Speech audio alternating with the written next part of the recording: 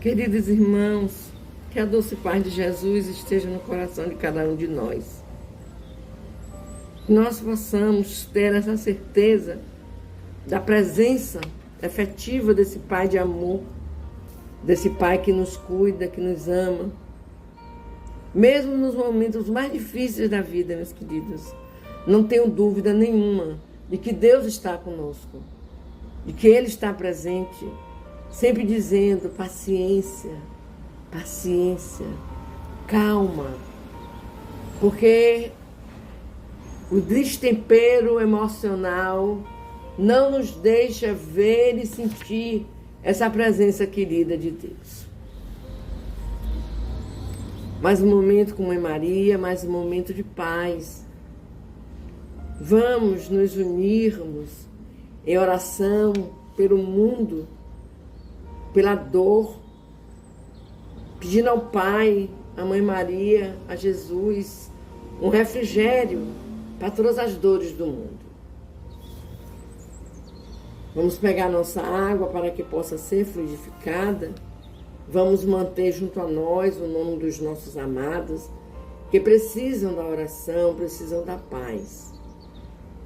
Vamos terminar hoje de ler, não o livro, que ainda temos amanhã uma partezinha para terminarmos, mas o Pai Nosso. O que queremos dizer quando rezamos o Pai Nosso? De José Bortolomeu. O item 19 leva-nos a ler a última parte do Pai Nosso.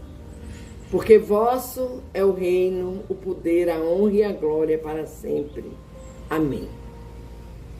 O Pai Nosso ecumênico tem esse acréscimo em forma de conclusão. Porque vosso é o reino, o poder, a honra e a glória para sempre. Amém. De certa forma, essa conclusão completa a introdução.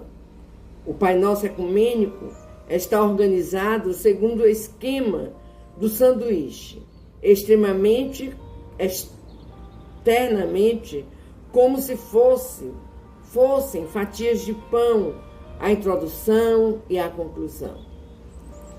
Internamente, como recheio, os 7 pedidos. É muito interessante poder rezar isso ecumenicamente, ou seja, juntos, desfazer-nos de pretensões odiares superiores em relação aos outros, atribuindo somente a Deus estas 3 coisas: o reino, o poder, a glória. Sem limites de tempo, sem que essas coisas possam um dia ser transferidas a outros pretendentes. O amém final é a nossa assinatura, tanto no Pai Nosso ecumênico, quanto na oração tradicional.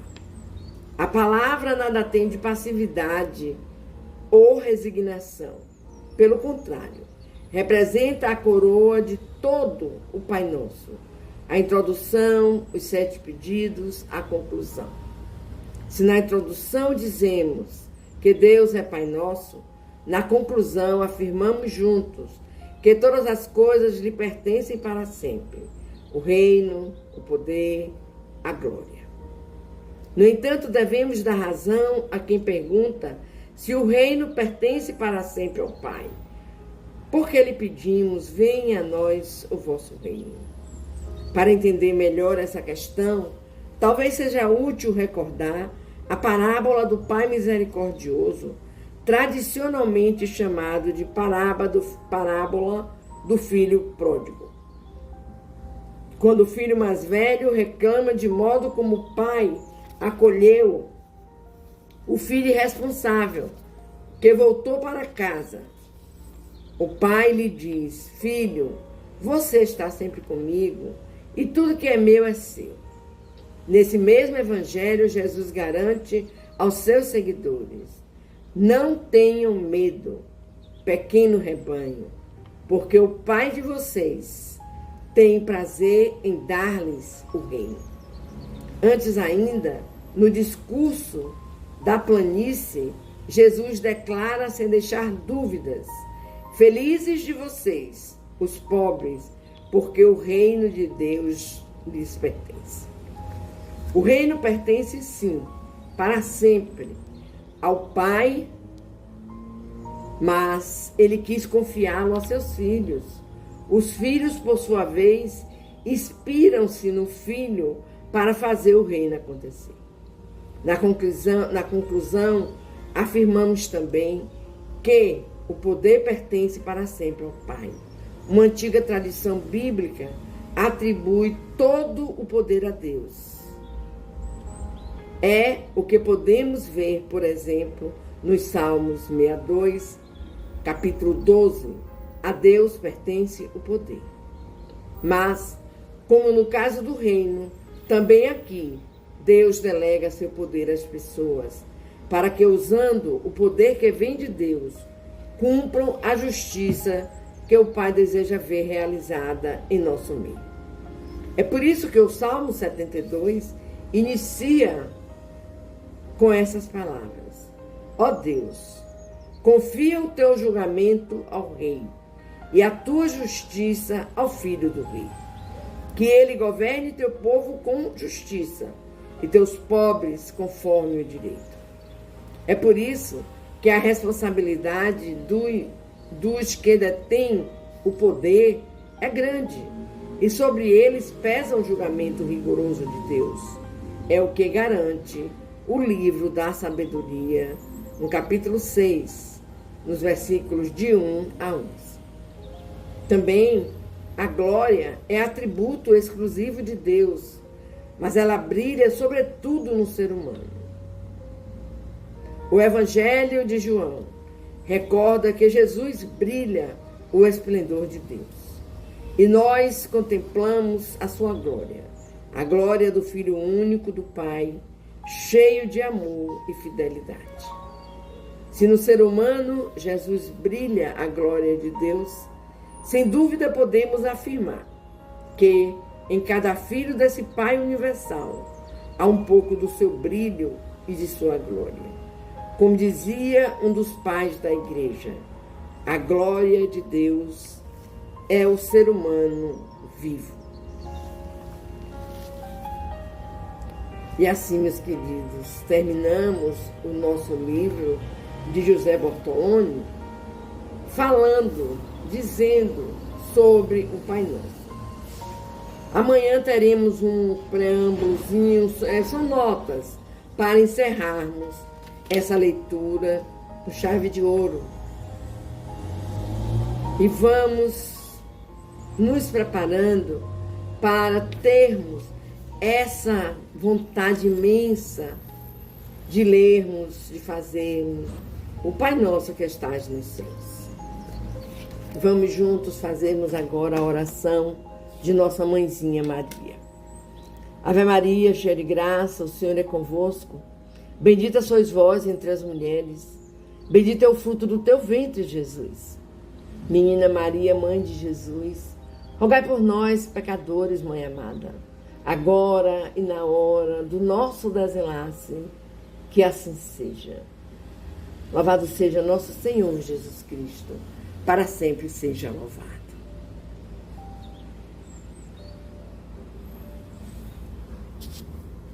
Meus irmãos queridos, mais um momento de paz, mais um momento de aprendizado, de estarmos juntos, sempre com a mesma vontade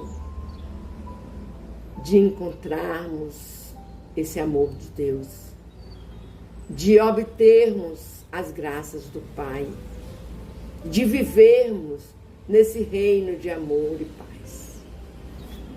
Vamos dar continuidade à leitura do livro O Céu e o Inferno de Allan Kardec. Hoje iremos iniciar o capítulo 2.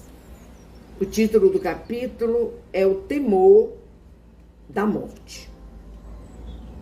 Nesse segundo capítulo, iremos ler as causas do temor da morte e a razão por que não a temem os espíritas. Vamos lá.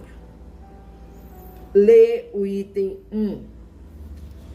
Causas da morte. O homem seja qual for a escala de sua posição social, desde selvagem, tem um sentimento inato do futuro. Diz-lhe a intuição que a morte não é a última fase da existência e que aqueles cuja perda lamentamos não estão irremessivelmente perdidos. A crença da imortalidade é intuitiva e muito mais generalizada do que a do nada. Entretanto, a maior parte dos que creem nele apresentam-se possuídos de grande amor às coisas terrenas e temerosos da morte. Por quê? Este temor é um efeito da sabedoria da providência. É uma consequência do instinto de conservação comum a todos os viventes. Ele é necessário enquanto não se está suficientemente esclarecido sobre as condições da vida futura. Como contrapeso, a tendência que, sem esse freio, nos levaria a deixar prematuramente a vida e a negligenciar o trabalho terreno, que deve servir ao nosso próprio adiantamento. Assim, é que, nos povos primitivos, o futuro é uma vaga intuição, mais tarde tornada simples esperança, e, finalmente, uma certeza apenas atenuada por secreto apego à vida corporal. Número 3. A proporção que o homem compreende melhor a vida futura, o temor da morte diminui. Uma vez esclarecida a sua missão terrena, aguarda-lhe o fim, calma, resignada e serenamente. A certeza da vida futura dá-lhe outro curso às ideias, outro fito ao trabalho. Antes dela, nada não se prenda ao presente. Depois dela, tudo pelo futuro, sem desprezo do presente. Porque sabe que aquele depende da boa ou da má direção deste. 4. A certeza de reencontrar seus amigos depois da morte, de reatar as relações que tivera na terra, de não perder um só fruto do seu trabalho, de engrandecer-se incessantemente em inteligência e perfeição, dá-lhe paciência para esperar e coragem para suportar as fadigas transitórias da vida terrestre.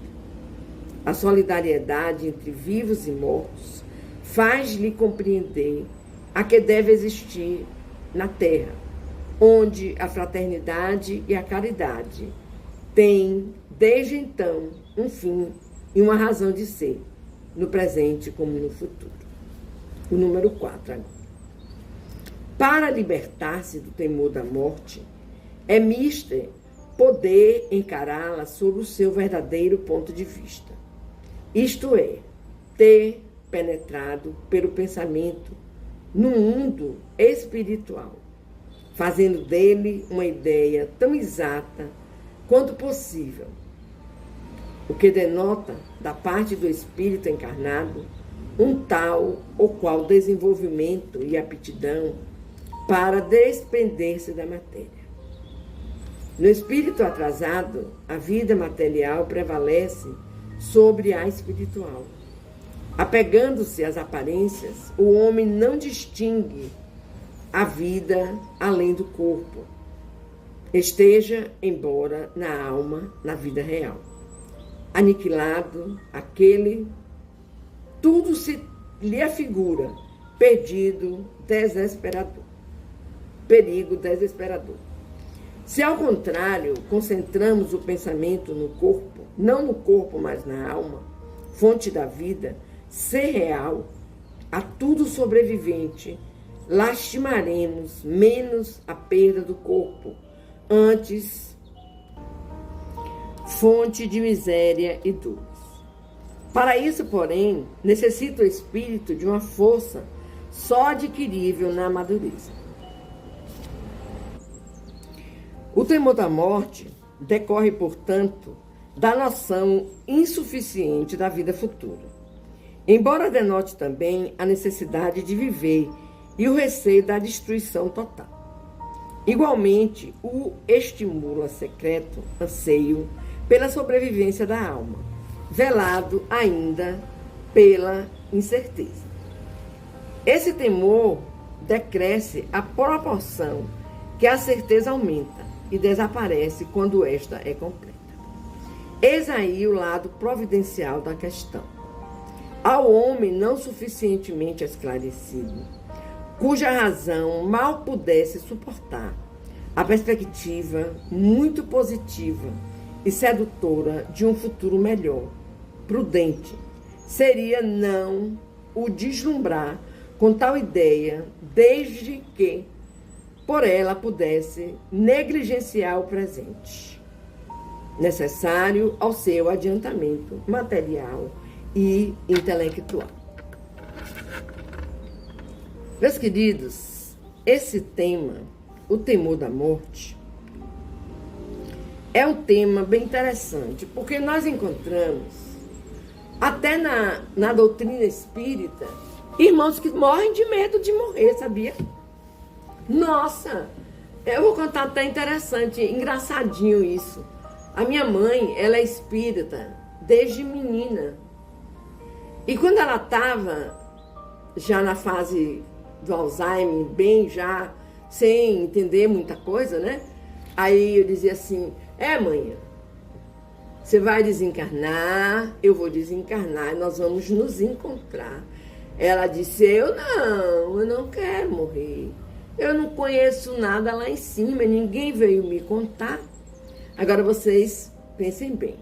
Uma mulher que é espírita desde menina, que vê falar da vida e da morte, desse processo de o corpo ser somente uma vestimenta, e pensar assim na doença.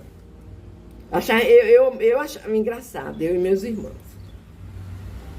Mas a vida é isso, meus queridos.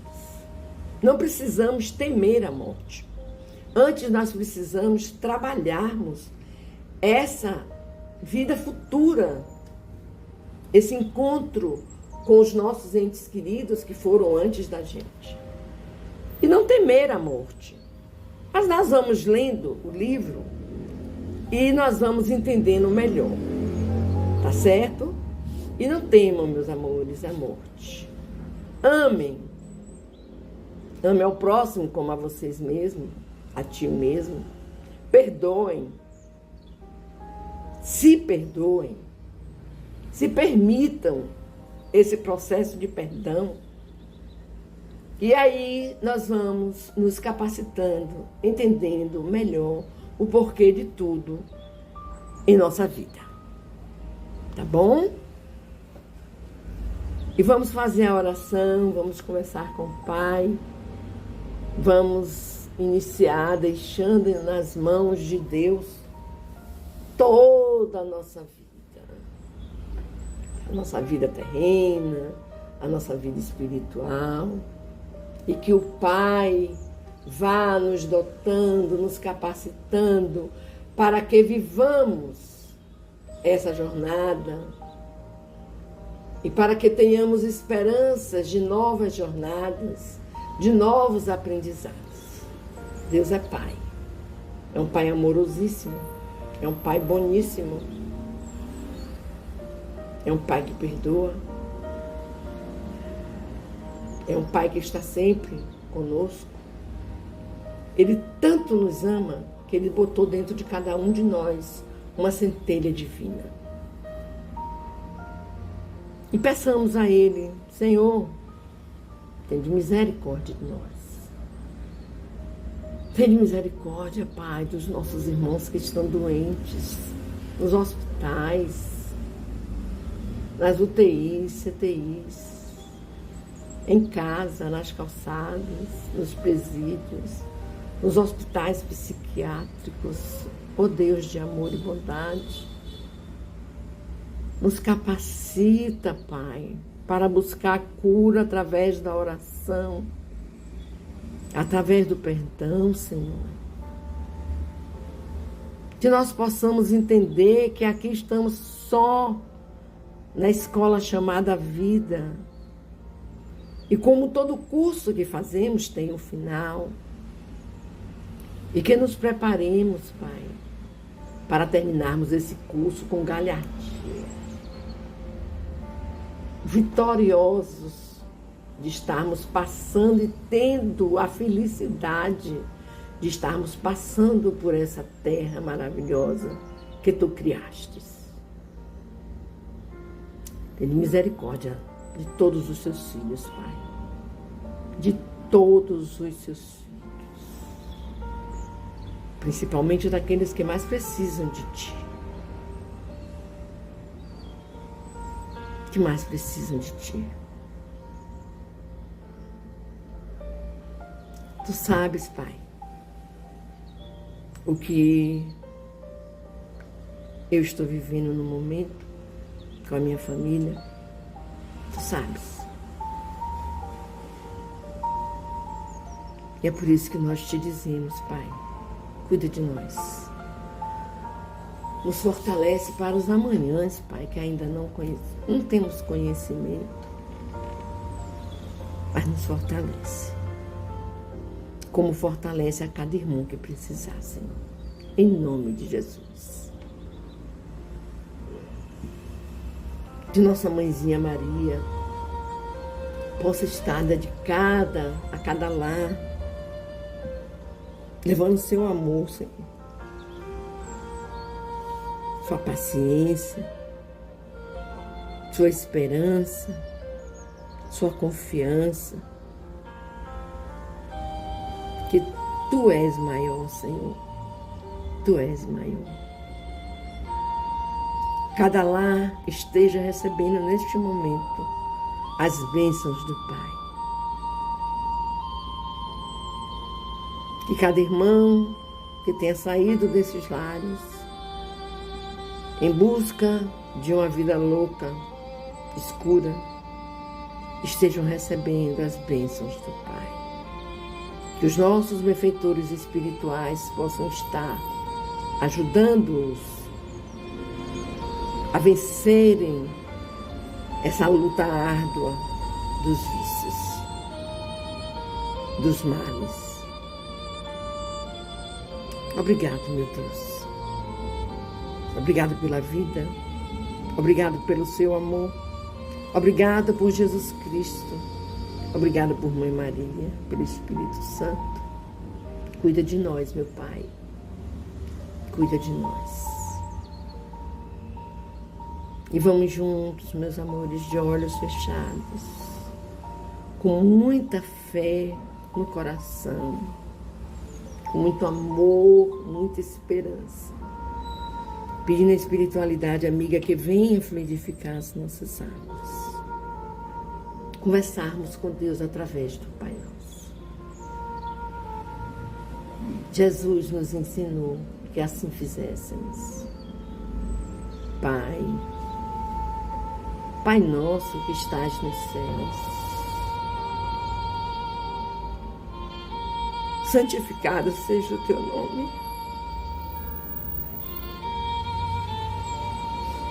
Venha a nós o Teu reino de amor, meu Deus. Seja feita a Tua vontade, assim na terra como nos céus, Senhor. O pão nosso cada dia nos dai hoje e sempre. Perdoa, Pai querido, as nossas ofensas, as nossas mazelas, as nossas fraquezas. Perdoa, Pai, como nós precisamos também perdoar a quem nos tenha ofendido. Não nos deixeis cair em novas perturbações, Senhor. Tentações não nos deixeis. Mas livrai-nos de todo mal, pois Teu é o poder, o reino, a honra e a glória, Pai, hoje, amanhã e por toda a eternidade. Que assim seja, meu Deus, que assim seja.